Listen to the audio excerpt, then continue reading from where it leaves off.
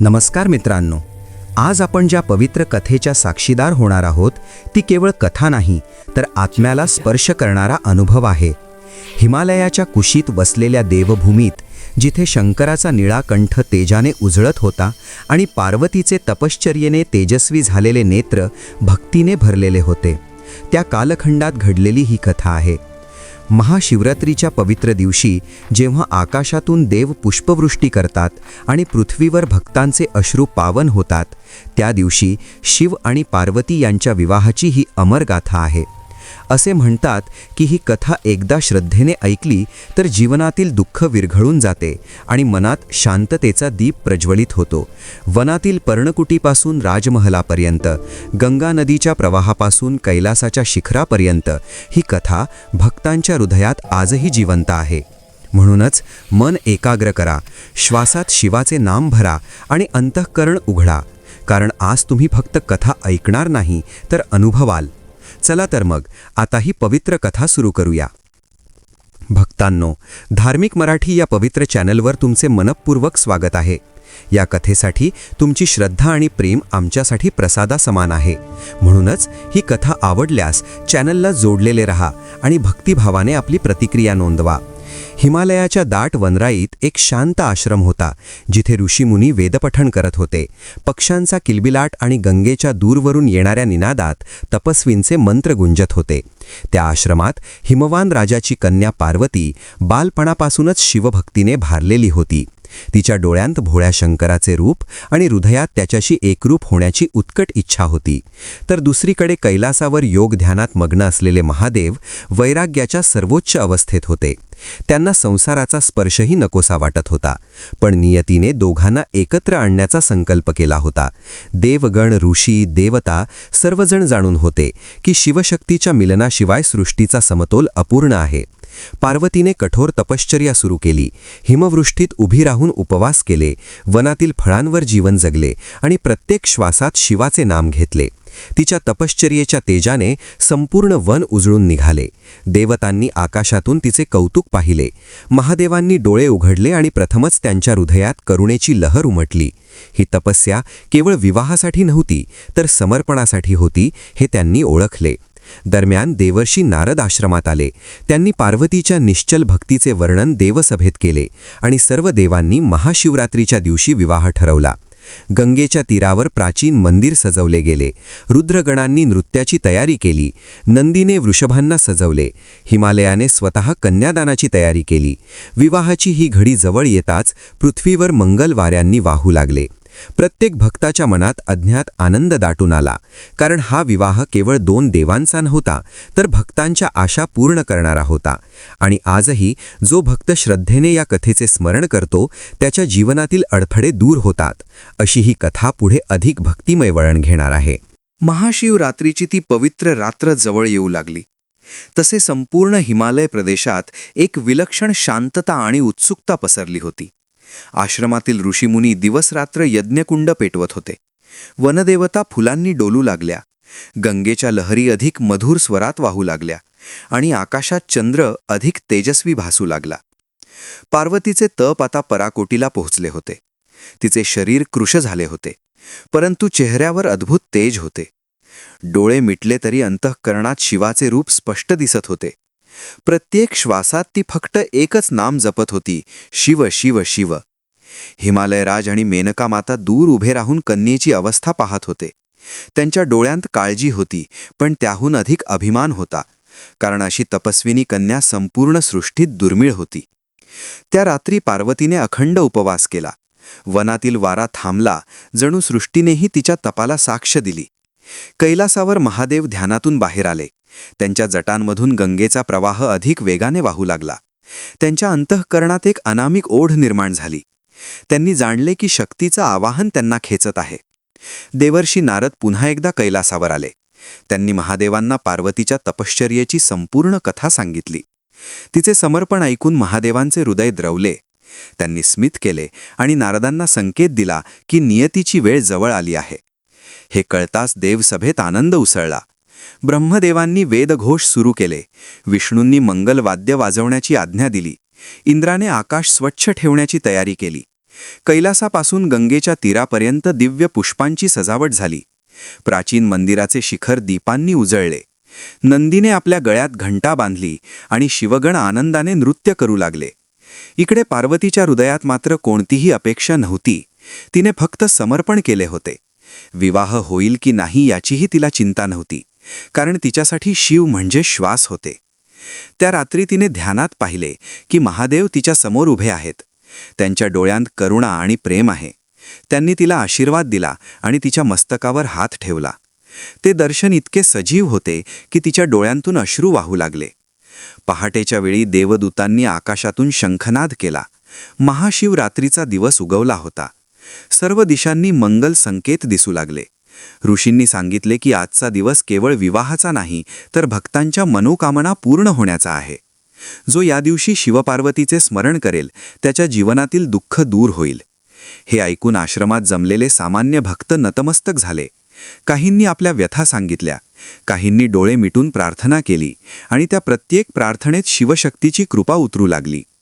हिमालय राजाने कन्यादानाची विधिवत तयारी सुरू केली. प्राचीन राजवस्त्र बाहेर काढली गेली. मेनका मातेनं पार्वतीला हळूवार स्नान घातले. तिच्या केसांत वनफुले माळली. तिच्या कपाळावर पवित्र भस्म लावले. त्या क्षणी पार्वती सामान्य राजकन्या नव्हती, तर सृष्टीची आदिशक्ती भासत होती. दूर कैलासावर महादेवांनी भस्म अंगाला लावले, व्याघ्रचर्म परिधान केले आणि विवाहासाठी निघण्याची तयारी केली. त्यांच्यासोबत भूतगण, रुद्रगण आणि योगी निघाले. हा वरात सामान्य नव्हता, पण ती पवित्र होती आणि तिचा प्रत्येक पाऊल पृथ्वीला पावन करत होता. ही घडी पाहण्यासाठी सृष्टी थांबली होती आणि प्रत्येक भक्ताच्या हृदयात एकच भावना होती की हा विवाह झाला तर आपले जीवनही मंगल होईल. आणि अशा भक्तिभावाच्या लाटेत कथा पुढे अधिक दिव्य वळण घेऊ लागली. शिवाच्या वरातीचा तो अद्भुत क्षण पृथ्वीवर अवतरताच सर्व दिशांनी विस्मयाची लाट पसरली. कैलास पर्वतापासून निघालेली ती वरात सामान्य नव्हती. भूत पिशाच्च, योगी ऋषी, रुद्रगण यांच्या नृत्याने आकाश थरथरत होते. डमरूच्या नादात काळाचाही ठाव बदलल्यासारखा वाटत होता. नंदी पुढे चालत होता.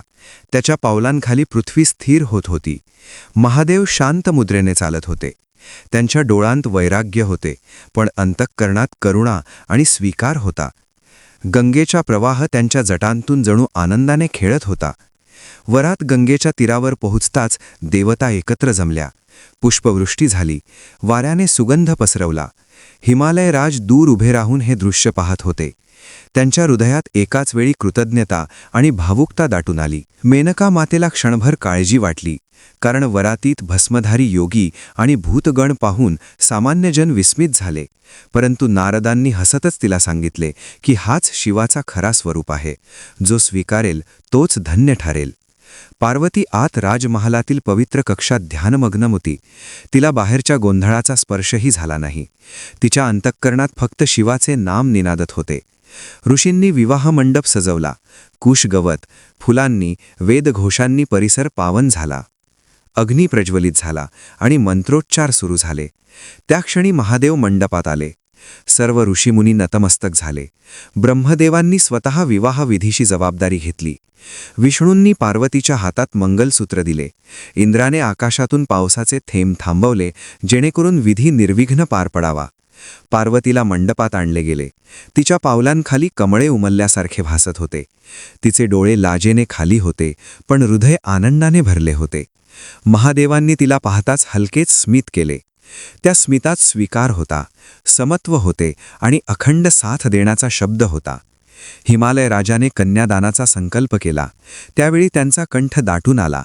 त्यांनी पार्वतीचा हात महादेवांच्या हातात दिला आणि त्या क्षणी सृष्टीने साक्ष दिली की शक्ती शिवात विलीन झाली आहे.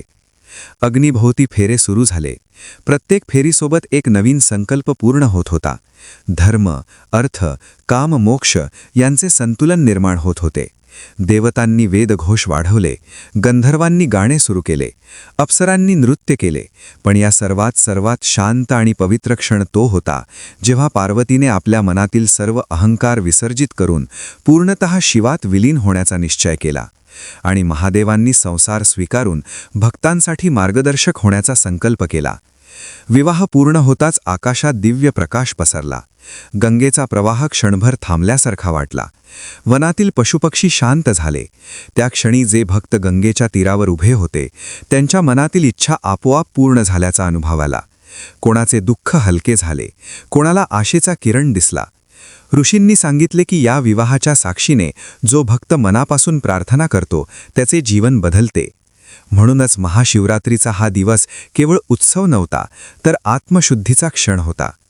विवाहानंतर पार्वतीने सर्व भक्तांकडे करुणेने पाहिले आणि त्यांच्या मनातील वेदना ओळखून आशीर्वाद दिला. महादेवांनीही वरदहस्त उचलून सांगितले की जो कोणी या कथेला श्रद्धेने स्मरेल त्याच्या जीवनात शांती नांदेल. आणि अशा प्रकारे शिवपार्वती विवाहाची गाथा भक्तांच्या हृदयात अमर झाली आणि पुढील काळातही तिच्या स्मरणाने असंख्य जीवन उजळून निघाली. विवाह संपन्न झाल्यानंतर संपूर्ण परिसरात एक विलक्षण शांती पसरली होती. जणू सृष्टीने दीर्घ श्वास घेतला होता. गंगेच्या तीरावर उभे असलेले प्राचीन मंदिर दिव्य तेजाने उजळले होते. दीपांच्या प्रकाशात दगडी शिल्पे जिवंत झाल्यासारखी भासत होती. ऋषीमुनी ध्यानमग्न झाले होते. देवतांनी आपापली आसने घेतली होती आणि सामान्य भक्त नतमस्तक होऊन त्या दिव्य क्षणाचे साक्षीदार झाले होते. पार्वती आता केवळ हिमालयाची कन्या राहिली नव्हती, तर संपूर्ण सृष्टीची माता झाली होती. तिच्या चेहऱ्यावर सौम्य स्मित होते, डोळ्यांत करुणा होती आणि प्रत्येक श्वासातून ममत्व झरत होते. महादेव शांतपणे तिच्या शेजारी बसले होते. त्यांच्या उपस्थितीतच भीती नाहीशी होत होती आणि मनाला आधार मिळत होता. विवाहानंतर प्रथमच महादेवांनी भक्तांकडे पाहून वरदान देण्याची इच्छा व्यक्त केली.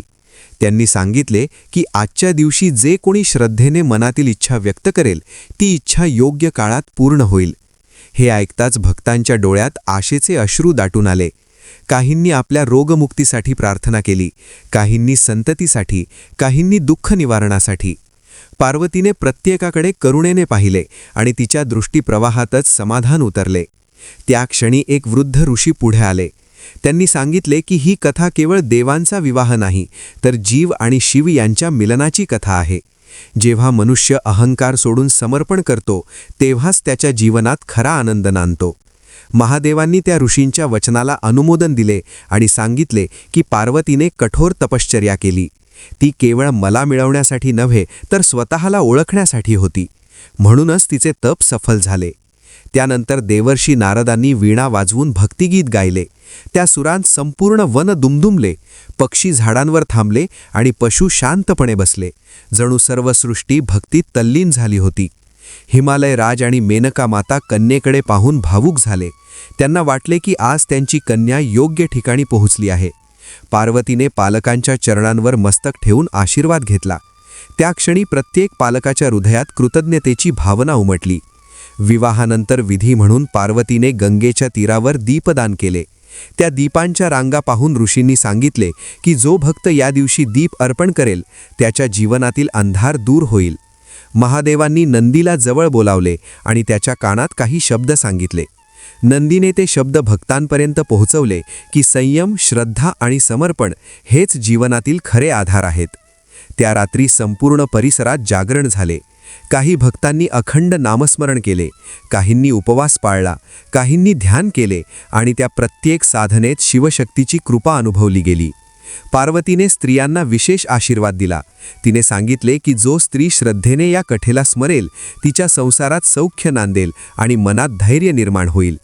महादेवांनी योगींना उपदेश दिला की वैराग्य आणि कर्तव्य यांचा समतोल साधल्याशिवाय मुक्ती मिळत नाही. पहाटेच्या वेळी आकाशात हलका गुलाबी प्रकाश पसरला. गंगेच्या पाण्यात त्या प्रकाशाचे प्रतिबिंब उमटले आणि भक्तांच्या मनात एक नवीन सुरुवात झाल्याची भावना निर्माण झाली. काही जणांनी अनुभव सांगितले की त्यांच्या मनातील भीती नाहीशी झाली आहे. काहींना उत्तर मिळाले आहे असे वाटले. ऋषींनी हे सर्व पाहून सांगितले की ही कथा ऐकण्याचे फळ त्वरित दिसू लागते, कारण शिवपार्वतीचे मिलन हे केवळ देव घडलेले नव्हे, तर भक्तांच्या जीवनात परिवर्तन घडवणारे आहे. आणि म्हणूनच या विवाहानंतर प्रत्येक महाशिवरात्रीला ही कथा सांगितली जाऊ लागली. पिढ्यानपिढ्या भक्तांनी श्रद्धेने ऐकली आणि आपले जीवन मंगल केले. आणि त्या दिव्य परंपरेचा हा पहिला दिवस होता ज्याने काळाच्या ओघातही आपली पवित्रता टिकवून ठेवली. विवाहानंतरचे दिवस कैलास आणि हिमालय परिसरात अत्यंत मंगल वातावरणाने भरलेले होते. पार्वती आणि महादेव यांचे सहजीवन म्हणजे तपस्या आणि करुणेचा संगम होता. सकाळी गंगेच्या तीरावर दोघेही ध्यान करत असत, संध्याकाळी ऋषीमुनींना उपदेश देत असत आणि रात्री भक्तांच्या व्यथा ऐकत असत. पार्वती प्रत्येक स्त्रीच्या दुःखात स्वतःला पाहत होती, तर महादेव प्रत्येक पुरुषाच्या संघर्षात स्वतःचे प्रतिबिंब ओळखत होते. म्हणूनच त्यांच्या आश्रमात येणारा प्रत्येक जण हलका होऊन परत जात असे. एकदा गंगेच्या काठावर दूरवरून आलेला एक तरुण भक्त नतमस्तक झाला. त्याच्या डोळ्यांत निराशा होती, हात थरथरत होते. त्याने सांगितले की आयुष्यात सतत अपयश येत आहे, प्रयत्न करूनही यश मिळत नाही. महादेवांनी त्याच्याकडे शांतपणे पाहिले आणि सांगितले की प्रयत्नाला अहंकाराची जोड असेल तर फल मिळत नाही. पार्वतीने त्या तरुणाच्या मस्तकावर हात ठेवला आणि त्याच्या अंतःकरणातील भीती काढून टाकली. त्या तरुणाला जणू नवीन शक्ती मिळाली असे वाटले. तो डोळ्यात अश्रू घेऊन निघून गेला. काही दिवसांनी तोच तरुण पुन्हा आश्रमात आला. यावेळी त्याच्या चेहऱ्यावर आत्मविश्वास होता. त्याने सांगितले की जीवनाला योग्य दिशा मिळाली आहे. हे पाहून ऋषींनी जाणले की शिवपार्वतीचा सहवास म्हणजेच वरदान आहे. अशाच प्रकारे अनेक भक्त आपल्या इच्छा घेऊन येऊ लागले. काहींना संतानप्राप्तीची आस होती, काहींना मानसिक शांतीची, काहींना रोगमुक्तीची. पार्वती प्रत्येकाला आईसारखे ऐकत होती आणि महादेव मार्गदर्शन करत होते. एकदा एक स्त्री आपल्या संसारातील दुःख घेऊन आली. तिच्या डोळ्यांत वेदना होत्या. तिने सांगितले की सतत संघर्ष आणि अपमान सहन करावा लागत आहे. पार्वतीने तिला जवळ घेतले आणि सांगितले की धैर्य हेच खरे अलंकार आहे. जो स्त्री स्वतःच्या मूल्यांची जाणीव ठेवते तिला कोणीही कमी लेखू शकत नाही. महादेवांनी तिला संयम आणि सत्याचा मार्ग दाखवला. त्या स्त्रीच्या मनात एक नवीन आशा निर्माण झाली. तिच्या चेहऱ्यावर समाधान दिसू लागले. हे दृश्य पाहून इतर स्त्रियांनाही बळ मिळाले आणि पार्वती स्त्री शक्तीचे प्रतीक बनली. दुसरीकडे योगी आणि तपस्वी महादेवांकडून वैराग्याचा अर्थ समजून घेत होते. महादेव त्यांना सांगत होते की संसार टाकून देणे म्हणजे वैराग्य नव्हे, तर आसक्ती सोडणे म्हणजे खरे वैराग्य आहे. या उपदेशामुळे अनेक योगींनी आपल्या साधनेला नवा अर्थ दिला. ऋषींनी या सर्व घटना पाहून ठरवले की शिवपार्वतीच्या या कथेला सर्वत्र पोहोचवले पाहिजे. म्हणूनच ते वेगवेगळ्या वनांमध्ये, आश्रमांमध्ये ही कथा सांगू लागले. प्रत्येक ठिकाणी लोक श्रद्धेने ऐकत आणि त्यांच्या जीवनात लहान मोठे बदल घडू लागले. काही ठिकाणी वैर वाढत होते, तेथे शांती आली. काही ठिकाणी निराशा होती, तेथे आशा निर्माण झाली. गंगेच्या प्रवाहासारखी ही कथा वाहू लागली. काळ पुढे सरकत गेला, पण महाशिवरात्रीचा दिवस आला की कैलास आणि हिमालयात विशेष उत्सव साजरा होऊ लागला. त्या दिवशी भक्त उपवास करत, नामस्मरण करत आणि शिवपार्वतीच्या विवाहाची कथा ऐकत. एकदा एका दाट वनात राहणाऱ्या आदिवासी समूहाने ही कथा ऐकली. त्यांच्या जीवनात सतत दुष्काळ आणि संकटे होती, पण कथेनंतर त्यांनी एकत्र येऊन परिश्रम आणि एकमेकांवर विश्वास ठेवण्याचा संकल्प केला. काही काळातच त्यांच्या जीवनात समृद्धी आली. त्यांनी मानले की हे शिवपार्वतीचेच वरदान आहे. अशा प्रकारे ही कथा केवळ देवकथा राहिली नाही, तर जीवन जगण्याचा मार्ग बनली. पार्वतीने एकदा महादेवांना विचारले की भक्तांना इतकी कृपा का करता? महादेव हसले आणि म्हणाले की भक्त म्हणजेच आपले प्रतिबिंब आहे. जेव्हा आपण त्यांना उचलतो तेव्हा स्वतःलाही उचलतो. हे शब्द पार्वतीच्या हृदयात खोलवर उतरले आणि तिने ठरवले की प्रत्येक भक्तासाठी ती सदैव उपलब्ध राहील. त्या रात्री दोघेही गंगेच्या काठावर बसून चंद्रप्रकाश पाहत होते. चंद्राच्या शीतल प्रकाशात सृष्टी शांत होती. त्या शांततेतही भक्तांच्या हाकांचा सूक्ष्म नाद ऐकू येत होता आणि त्या प्रत्येक हाकेला उत्तर देण्याचा संकल्प शिवशक्तीने पुन्हा एकदा केला. कारण हा विवाह केवळ भूतकाळातील घटना नव्हती, तर प्रत्येक युगात भक्तांना मार्ग दाखवणारी अमर प्रेरणा होती. आणि ही कथा पुढे आणखी गूढ आणि भक्तिभावाने भरलेली वळणे घेणार होती. काळ पुढे सरकत गेला आणि शिवपार्वतीच्या सहवासातून निर्माण झालेली ऊर्जा संपूर्ण सृष्टीत पसरू लागली. कैलासावर आणि हिमालयाच्या वनप्रदेशात ऋतू बदलत होते, पण त्या आश्रमातील शांतता आणि भक्तिभाव मात्र अखंड राहिला होता. महादेव आणि पार्वती दररोज पहाटे गंगेच्या तीरावर ध्यान करत असत.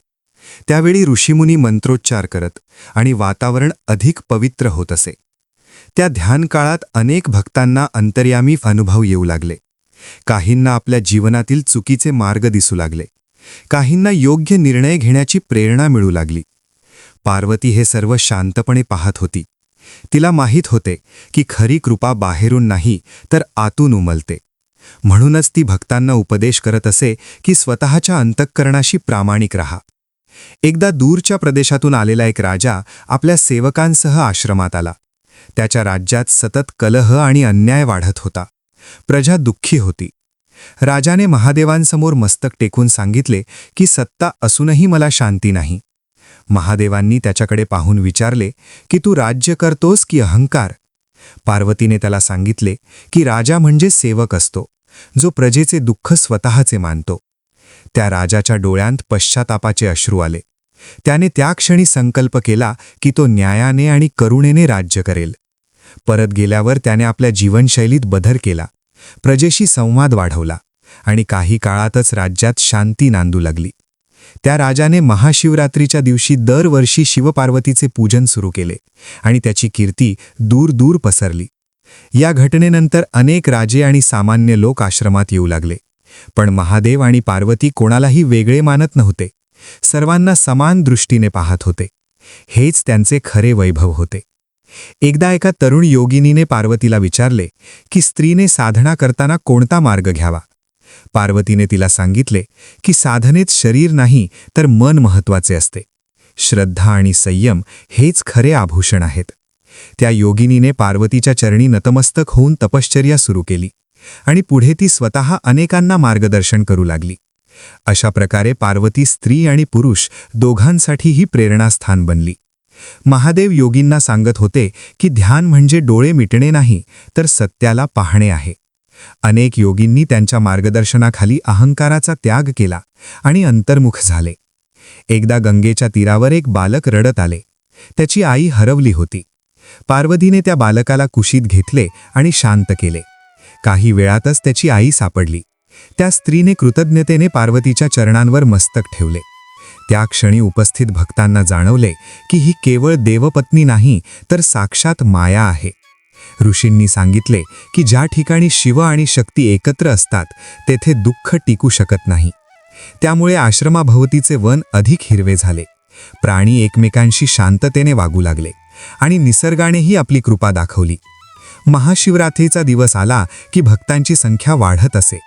काही जण दूरवरून चालत येत, काही जण उपवास करत आणि काही जण मौन पाळत. त्या दिवशी महादेव आणि पार्वती विशेष आशीर्वाद देत असत. अनेक भक्तांनी अनुभव सांगितले की त्या दिवशी त्यांनी मनातील भीती सोडली आणि जीवनाकडे नव्या नजरेने पाहिले. ऋषींनी ही सर्व अनुभूती संकलित करून शिष्यांना सांगितल्या, जेणेकरून ही परंपरा पुढे चालू राहील. एकदा नारदांनी महादेवांना विचारले की या कथेतून भक्तांना नेमके काय मिळावे. महादेवांनी सांगितले की या कथेतून भक्तांनी समजावे की समर्पणात शक्ती आहे आणि स्वीकारात मुक्ती आहे. पार्वतीनेही त्याला अनुमोदन देत सांगितले की प्रेम म्हणजे बांधून ठेवणे नाही तर उचलून धरणे. हे शब्द नारदांनी आपल्या वीणेच्या सुरांतून सर्वत्र पोहोचवले आणि त्यामुळे शिवपार्वतीच्या विवाहाची कथा केवळ उत्सवापुरती न राहता जीवनाचा श्वास बनली. प्रत्येक युगात प्रत्येक भक्तासाठी ती नव्याने अर्थ देऊ लागली आणि या अर्थपूर्ण प्रवासात पुढील घडामोडी अजून अधिक गूढ आणि भक्तिभावाने परिपूर्ण होणार होत्या. शिवपार्वतीच्या सहवासाने निर्माण झालेली ती दिव्य ऊर्जा आता केवळ हिमालयापुरती मर्यादित राहिली नव्हती, तर दूरदूरच्या वनात, नद्यांच्या काठावर आणि लहान मोठ्या गावांत पोचू लागली होती. ऋषीमुनी ही कथा सांगताना म्हणत असत की जिथे श्रद्धा आहे तिथे शिवशक्ती आपोआप प्रगट होते. अशाच एका दाट अरण्यात एका जुन्या आश्रमात एक तपस्वी राहत होता. तो अनेक वर्षे कठोर साधना करत होता, पण त्याच्या मनात सतत अस्वस्थता होती, कारण त्याला वाटत होते की त्याची साधना अपुरी आहे. एके दिवशी महाशिवरात्रीच्या पूर्वसंध्येला त्याने शिवपार्वतीच्या विवाहाची कथा ऐकली. त्या कथेत पार्वतीचे समर्पण आणि शिवाचा स्वीकार ऐकताना त्याचे मन हळूहळू शांत होऊ लागले. त्याला जाणवले की साधना म्हणजे स्वतःला छळणे नव्हे, तर स्वतःला समजून घेणे. त्या रात्री त्याने ध्यान केले आणि प्रथमच त्याला अंतःकरणात स्थैर्य मिळाले. दुसऱ्या दिवशी तो हिमालयाकडे निघाला आणि महादेवांच्या चरणी नतमस्तक झाला. महादेवांनी त्याच्याकडे पाहून सांगितले की आता तुझी साधना पूर्ण झाली आहे, कारण तू स्वतःशी एकरूप झाला आहेस. त्या तपस्वीने परत जाऊन अनेकांना हा अनुभव सांगितला आणि त्यामुळे अनेक साधकांचा मार्ग सुकर झाला. दुसरीकडे एका नदीकाठी राहणाऱ्या एका कुटुंबावर मोठे संकट आले होते. सतत येणाऱ्या पुरामुळे त्यांचे जीवन उद्ध्वस्त झाले होते. ते कुटुंब निराश होऊन महाशिवरात्रीच्या दिवशी गंगेच्या तीरावर बसून रडत होते. तेव्हा एका वृद्ध ऋषींनी त्यांना शिवपार्वतीच्या विवाहाची कथा सांगितली आणि सांगितले की संकटातही श्रद्धा सोडू नका. त्या कुटुंबाने एकत्र येऊन प्रार्थना केली आणि मनात धैर्य निर्माण केले. काही काळातच त्यांनी आपले जीवन पुन्हा उभे केले आणि निसर्गाशी जुळवून घेण्याचा मार्ग शोधला. त्यांनी मानले की हे सर्व शिवपार्वतीच्या कृपेने शक्य झाले आहे. असे अनेक अनुभव पुढे येऊ लागले. काहींना वाटले की कथा ऐकल्यानंतर त्यांचे नाते सुधारले, काहींना वाटले की जीवनात योग्य दिशा मिळाली. पार्वती हे सर्व पाहत होती. तिच्या डोळ्यांत समाधान होते, कारण तिचे तप फक्त विवाहासाठी नव्हते तर सृष्टीसाठी होते.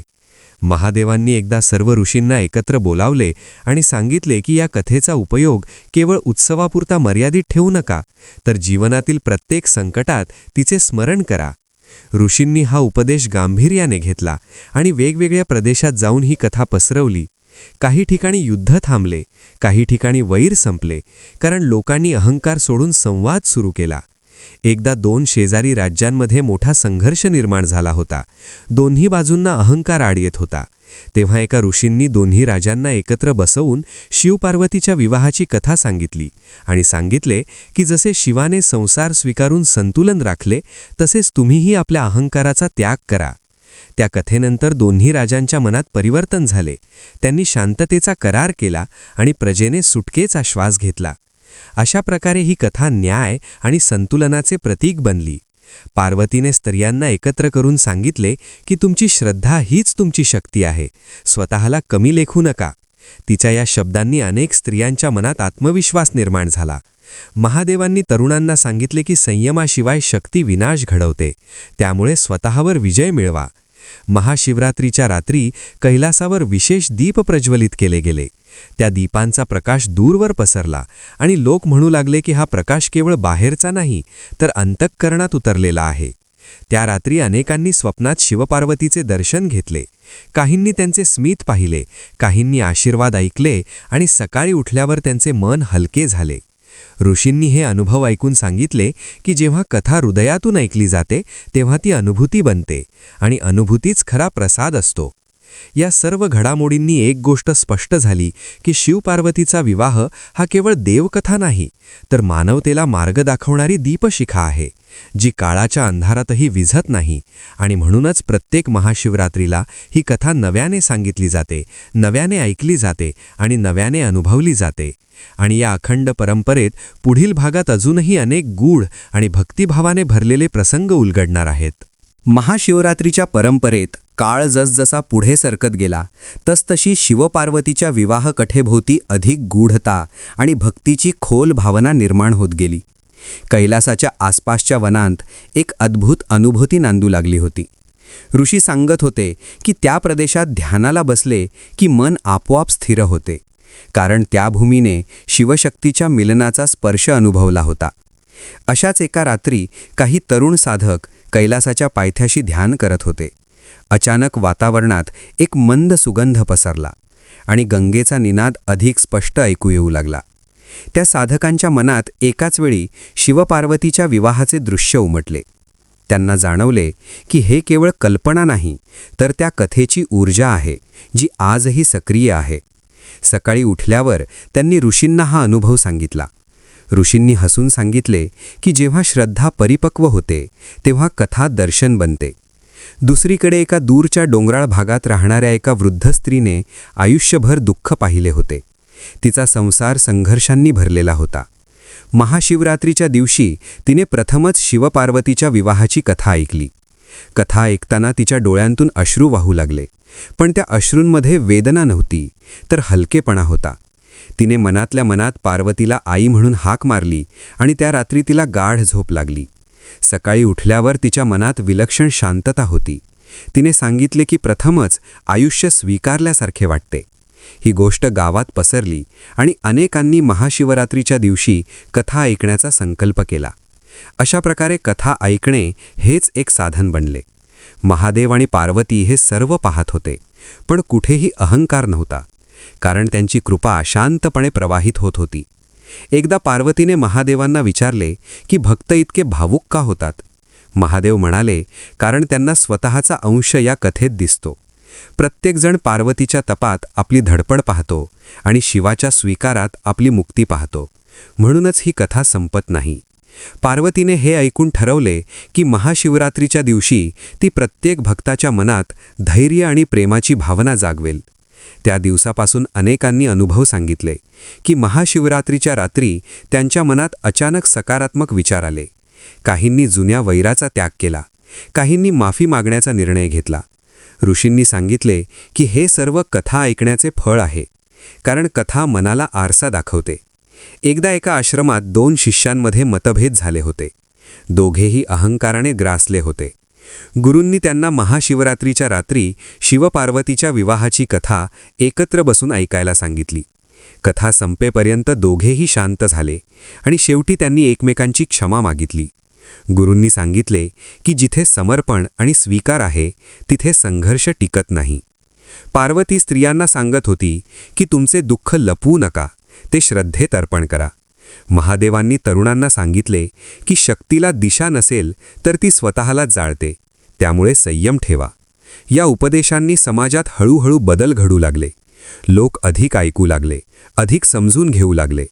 महाशिवरात्रीचा दिवस आता केवळ उपवास आणि जागरणापुरता मर्यादित राहिला नव्हता, तर तो आत्मपरीक्षणाचा दिवस बनला होता.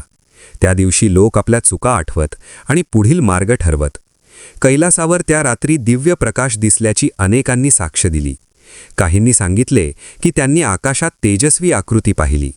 काहींनी फक्त अंतःकरणात उष्णता आणि शांतता अनुभवली. ऋषींनी स्पष्ट केले की प्रत्येकाला अनुभूती वेगळी असते, पण कृपा एकच असते. ही कथा ऐकताना लोकांना जाणवू लागले की शिवपार्वतीचा विवाह म्हणजे 2 शक्तींचा संगम नाही, तर जीवनातील विरोधी प्रवृत्तींचे संतुलन आहे. म्हणूनच दुःखातही आशा आणि अंधारातही प्रकाश दिसतो. पार्वतीने एकदा सर्व भक्तांना सांगितले की तुमची श्रद्धा कमी झाली तरी चालेल, पण करुणा सोडू नका, कारण करुणाच खरी पूजा आहे. महादेवांनी त्यावर सांगितले की सत्याचा मार्ग कठीण असतो, पण तोच मुक्तीकडे नेतो. या शब्दांनी अनेकांचे जीवन बदलले. काहींनी अन्याय सोडला, काहींनी लोभाचा त्याग केला आणि काहींनी फक्त शांत राहण्याचा निर्णय घेतला. अशा लहान लहान बदलांनी समाजाचे रूप हळूहळू बदलू लागले.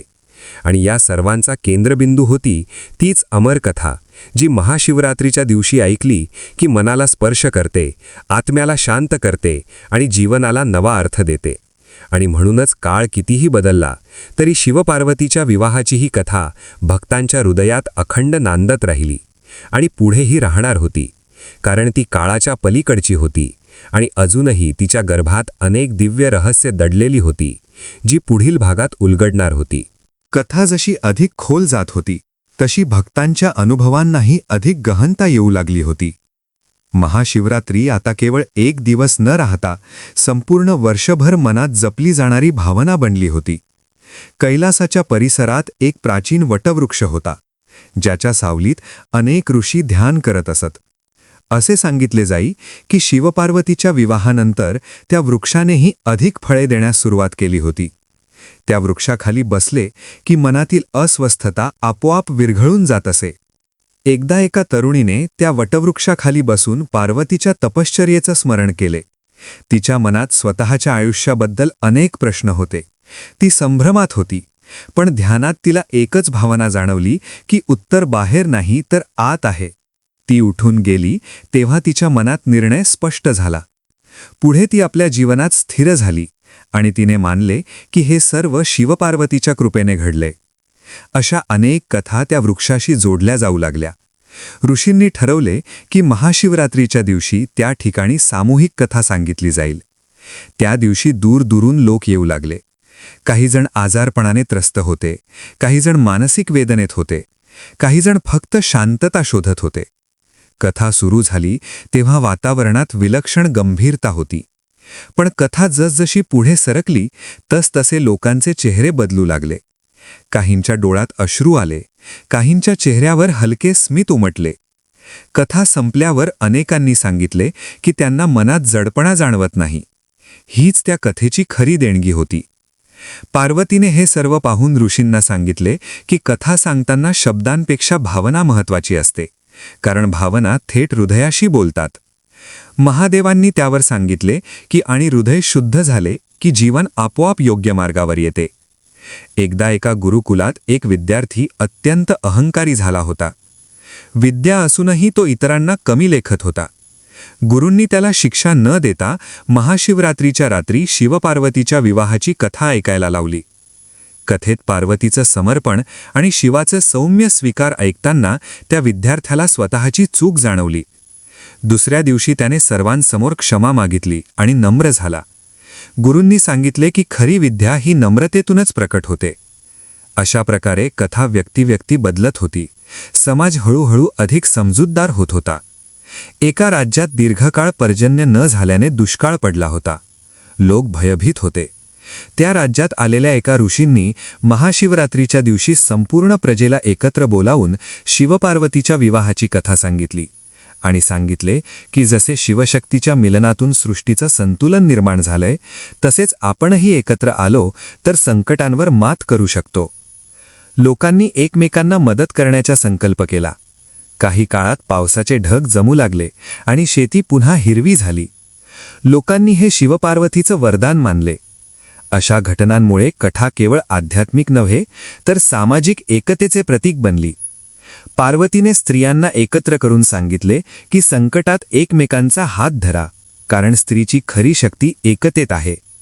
महादेवांनी पुरुषांना सांगितले की सामर्थ्य म्हणजे केवळ बाह्य बल नाही तर अंतःकरणातील संयम आहे.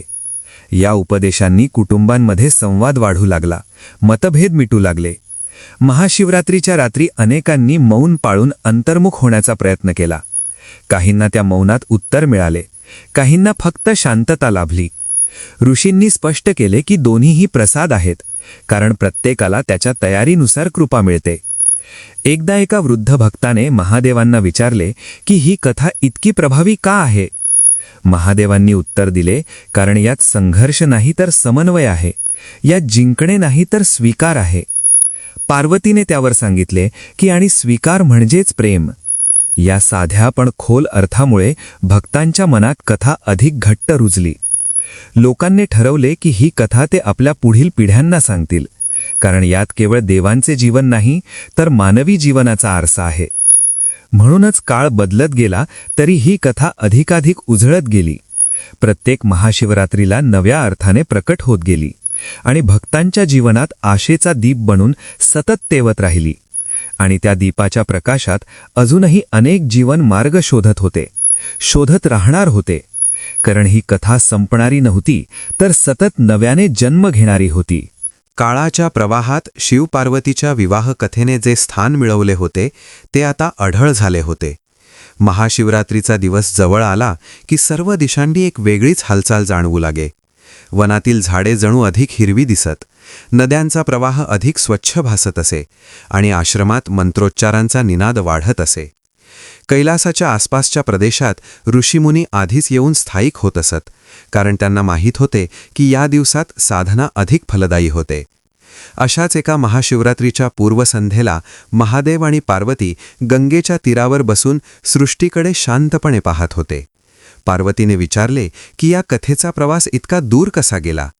महादेव म्हणाले, कारण ही कथा शब्दांची नाही तर अनुभवांची आहे. जी अनुभव घेतो तोच पुढे सांगतो आणि म्हणूनच ती थांबत नाही. त्या रात्री अनेक ऋषींनी स्वप्नात शिवपार्वतीचे दर्शन घेतले. काहींनी त्यांना वरदान देताना पाहिले, काहींनी फक्त त्यांच्या उपस्थितीचा अनुभव घेतला. सकाळी उठल्यावर सर्वांनी एकमेकांना आपापले अनुभव सांगितले आणि जाणले की प्रत्येक अनुभव वेगळा असला तरी त्यामागील शांतता समान आहे. एका लहान आश्रमात एक तरुण शिष्य सतत अस्वस्थ होता. त्याला वाटत होते की तो इतरांइतका पुढे नाही. गुरूंनी त्याला महाशिवरात्रीच्या रात्री शिवपार्वतीच्या विवाहाची कथा ऐकायला सांगितली. कथेत पार्वतीच्या दीर्घ तपश्चर्येचा उल्लेख ऐकताना त्याला जाणवले की प्रत्येकाची वाट वेगळी असते आणि तुलना म्हणजे दुःखाचे मूळ आहे. त्या रात्री त्याने स्वतःशी स्पर्धा करण्याचा निर्णय घेतला आणि त्याच्या जीवनात स्थैर्य आले. दुसरीकडे एका कुटुंबात पिढ्यानपिढ्या चालत आलेले मतभेद होते. महाशिवरात्रीच्या दिवशी कुटुंबातील वृद्ध व्यक्तीने सर्वांना एकत्र बसवून शिवपार्वतीच्या विवाहाची कथा सांगितली. कथेत शिवाचा स्वीकार आणि पार्वतीचे समर्पण ऐकताना सर्वांच्या मनात मऊपणा आला. त्यांनी पहिल्यांदाच एकमेकांचे बोलणे शांतपणे ऐकले आणि त्या रात्री अनेक वर्षांचे गैरसमज मिटले. ऋषींनी सांगितले की कथा ऐकण्याचे हेच खरे फळ आहे, कारण ती मनाला मोकळे करते. एकदा एका दूरच्या पर्वतीय भागात राहणाऱ्या लोकांनी महाशिवरात्रीच्या दिवशी एकत्र येऊन कथा ऐकली. त्या भागात नेहमीच एकमेकांमध्ये स्पर्धा आणि वैर होते, पण त्या दिवशी लोकांनी प्रथमच एकमेकांसाठी प्रार्थना केली. काही दिवसांतच त्यांच्या जीवनात सहकार्य वाढले आणि संघर्ष कमी झाला. त्यांनी मानले की हे शिवपार्वतीच्या विवाह कथेचेच फल आहे. पार्वती हे सर्व पाहून आनंदित झाली. तिने महादेवांना सांगितले की कथा लोकांना जोडते. महादेव म्हणाले, कारण यात कोणाला हरवावे लागत नाही, तर प्रत्येकाला जागा मिळते. महाशिवरात्रीच्या रात्री कैलासावर दीपांच्या रांगा लावल्या गेल्या. त्या दीपांचा प्रकाश दूरवर पसरला आणि लोक म्हणू लागले की हा प्रकाश केवळ पर्वतावर नाही, तर अंतःकरणातही उतरतो. अनेक भक्तांनी त्या रात्री उपवास केला. काहींनी मौन पाळले, काहींनी रात्रभर कथा ऐकली आणि त्या प्रत्येक साधनेत त्यांना वेगवेगळे अनुभव आले. काहींना उत्तर मिळाले, काहींना फक्त शांत झोप मिळाली. ऋषींनी स्पष्ट केले की दोन्हीही कृपेचेच रूप आहे. एकदा एका वृद्ध स्त्रीने पार्वतीला सांगितले की आयुष्यभर दुःख सहन केले, पण या कथेने मला स्वीकार शिकवला. पार्वतीने तिच्या डोक्यावर हात ठेवून सांगितले की स्वीकार म्हणजे हार मानणे नाही, तर वास्तवाशी मैत्री करणे. महादेवांनी त्यावर जोडले की आणि वास्तवाशी मैत्री केली की भय नाहीसे होते. या साध्या पण खोल शब्दांनी त्या स्त्रीचे जीवन हलके झाले. अशा प्रकारे ही कथा केवळ ऐकली जात नव्हती, तर जगली जात होती. प्रत्येक महाशिवरात्रीला नव्या पिढीने ती स्वीकारली आणि आपल्या अनुभवांनी तिला समृद्ध केले. म्हणूनच शिवपार्वतीचा विवाह काळाच्या चौकटीत अडकलेला नव्हता, तर तो प्रत्येक युगात नव्याने साकारत होता आणि भक्तांच्या जीवनात संतुलन आणि शांती निर्माण करत होता. आणि या अखंड प्रवाहात पुढील टप्प्यात कथा तिच्या अंतिम भक्तिपूर्ण संदेशाकडे वाटचाल करणार होती. शिवपार्वतीच्या विवाह कथेचा प्रवास आता अंतिम टप्प्याकडे येत असताना तिचा अर्थ अधिक स्पष्ट आणि गहिरा होत चालला होता. महाशिवरात्रीचा दिवस जसा जवळ येई तसा लोकांच्या मनात एक वेगळीच शांत उत्सुकता निर्माण होत असे, कारण त्यांना माहीत होते की ही रात्र केवळ जागरणाची नसून आत्मजागृतीची आहे. कैलासावर त्या दिवशी विशेष शांतता नांदत असे. गंगेचा प्रवाहही मंदावल्यासारखा भासत असे, जणू निसर्ग स्वतः अंतर्मुख होत होता. महादेव आणि पार्वती त्या रात्री भक्तांसाठी विशेष रूपाने उपस्थित राहत असत, असे ऋषी सांगत. एकदा एका वृद्ध तपस्व्याने महादेवांना विचारले की इतक्या युगांनंतरही ही कथा ताजी कशी राहिली आहे. महादेवांनी उत्तर दिले, कारण माणसाचे प्रश्न बदलले तरी त्याचे दुःख आणि शोध बदलत नाहीत, आणि ही कथा त्या शोधाला स्पर्श करते. पार्वतीने त्यावर सांगितले की जोपर्यंत माणूस स्वीकार शिकत नाही तोपर्यंत तो समाधान शोधत राहील, आणि म्हणूनच ही कथा प्रत्येक काळात आवश्यक आहे. त्या वर्षीच्या महाशिवरात्रीला कैलासाच्या पायथ्याशी असंख्य भक्त जमा झाले होते. काहीजण लांबून चालत आले होते, काहीजण उपवासाने अशक्त झाले होते, पण त्यांच्या डोळ्यात एकच तेज होते. त्या रात्री ऋषींनी एकत्र बसून संपूर्ण कथा पुन्हा एकदा सांगितली. पार्वतीच्या बालपणापासून तिच्या तपश्चर्येपर्यंत आणि शिवाच्या वैराग्यापासून संसार स्वीकारापर्यंत प्रत्येक प्रसंग ऐकताना लोक स्वतःला त्यात पाहत होते. कथा संपली तेव्हा वातावरणात गूढ शांतता पसरली. काही क्षण कोणीच बोलले नाही. त्या शांततेतच अनेकांच्या डोळ्यांतून अश्रू वाहू लागले, कारण त्यांना जाणवले की त्यांनी आत्तापर्यंत किती अनावश्यक ओझी वाहिली होती. एक तरुण भक्त उठून उभा राहिला आणि म्हणाला की या कथेमुळे मला माझ्या वडिलांशी असलेले वैर सोडण्याची प्रेरणा मिळाली आहे. एका स्त्रीने सांगितले की मला माझ्या दुःखाला नाव देता आले आणि त्यामुळे ते हलके झाले. एका वृद्धाने सांगितले की मृत्यूची भीती कमी झाली आहे. ऋषींनी हे सर्व ऐकून सांगितले की कथा ऐकण्याचे हेच खरे फळ आहे, कारण ती माणसाला स्वतःकडे घेऊन जाते. पार्वतीने त्या रात्री स्त्रियांना विशेष आशीर्वाद दिला. तिने सांगितले की तुमच्या सहनशीलतेला दुर्बलता समजू नका, कारण सहनशीलतेतच अपार शक्ती असते. महादेवांनी तरुणांना सांगितले की आयुष्याच्या प्रत्येक टप्प्यावर भूमिका बदलत राहतात, पण सत्य आणि करुणा सोडू नका, कारण तीच खरी ओळख आहे. त्या उपदेशांनी अनेकांच्या मनात खोलवर परिणाम केला. त्या रात्री अनेकांनी संकल्प केले. काहींनी अहंकार सोडण्याचा, काहींनी क्षमा मागण्याचा, काहींनी स्वतःसाठी थोडा वेळ काढण्याचा. पहाटेच्या वेळी आकाशात हलकी लालसर छटा पसरली आणि गंगेच्या पाण्यावर तिचे प्रतिबिंब दिसू लागले. ऋषींनी सांगितले की ही पहाट म्हणजे नव्या जीवनाची खूण आहे. अनेक भक्तांनी त्यावेळी स्नान करून अंतःकरणातून प्रार्थना केली. काहींना वाटले की त्यांच्या मनातील प्रश्नांची उत्तरे मिळाली आहेत. काहींना फक्त शांतता लाभली, पण कुणीही रिकाम्या वानाने परत गेला नाही. महादेव आणि पार्वती दूर उभे राहून हे दृश्य पाहत होते. त्यांच्या चेहऱ्यावर समाधान होते, कारण त्यांचा विवाह केवळ विधी म्हणून संपला नव्हता, तर तो आजही असंख्य जीवनांना दिशा देत होता. पार्वतीने हळूच महादेवांना सांगितले की आपले तप सफल झाले. महादेव स्मित करून म्हणाले की कारण ते केवळ आपल्यापुरते नव्हते. त्या स्मितात संपूर्ण कथेचा सार दडलेला होता. समर्पण आणि स्वीकार यांचा संगमच खरा विवाह आहे, आणि जेव्हा माणूस हे शिकतो तेव्हाच त्याचे जीवन पूर्ण होते. म्हणूनच ही कथा इथे संपत नव्हती, तर प्रत्येक भक्ताच्या हृदयात नव्याने सुरू होत होती. आणि त्या अखंड प्रवासाचा अंतिम पण सतत जिवंत राहणारा संदेश पुढील टप्प्यात स्पष्टपणे उमटणार होता. शिवपार्वतीच्या विवाह कथेचा प्रवाह इथेही थांबत नव्हता, कारण ही कथा संपण्यासाठी निर्माण झालेलीच नव्हती, तर चालू राहण्यासाठीच अवतरलेली होती. महाशिवरात्रीची ती पवित्र रात्र संपल्यानंतरही तिचा प्रभाव भक्तांच्या मनातून ओसरत नव्हता. कैलासाच्या परिसरात पुढील दिवसांतही एक सूक्ष्म दिव्यता नांदत होती. ऋषीमुनी म्हणत होते की या दिवसांत ध्यानाला बसले की मन अधिक लवकर स्थिर होते, कारण त्या रात्री उघडलेली अंतःकरणाची दारे अजून बंद झालेली नसतात. महादेव आणि पार्वतीही नेहमीप्रमाणे आश्रमातच होते, पण त्यांच्या उपस्थितीत एक वेगळीच ऊब जाणवत होती. जणू संपूर्ण सृष्टीला त्यांनी कुशीत घेतले होते. एकदा पहाटेच्या वेळी काही भक्त गंगेच्या तीरावर बसून शांतपणे कथा आठवत होते. तेव्हा त्यांना जाणवले की त्यांच्या मनात कोणताही प्रश्न उरलेला नाही. काहींनी आयुष्यभर जपलेली भीती त्या शांततेत विरघळताना अनुभवली. काहींनी आपल्या चुका स्वीकारल्या आणि काहींनी स्वतःला क्षमा केली. ऋषींनी हे पाहून सांगितले की हीच खरी पूजा आहे, जेव्हा माणूस स्वतःशी प्रामाणिक होतो.